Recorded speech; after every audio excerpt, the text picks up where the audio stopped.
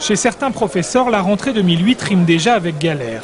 Affectés dans des établissements situés sur 2 communes différentes, ils vont devoir cette année apprendre à jongler avec leur emploi du temps.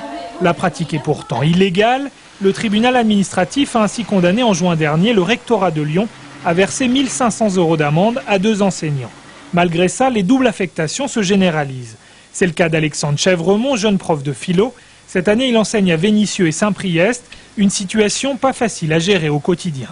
Je me retrouve avec 2 fonctionnements différents, 2 équipes différentes, 2 administrations différentes, des matériels différents.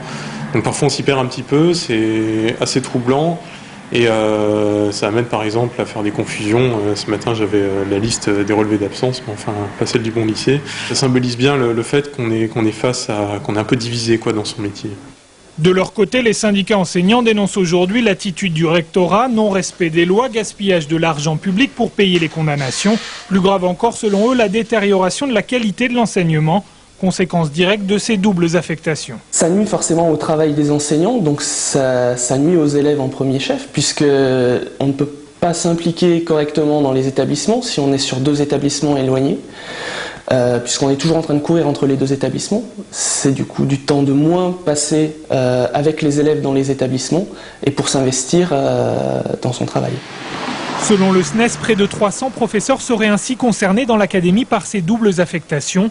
Face à cette situation, le syndicat a décidé d'organiser demain après-midi une réunion publique d'information.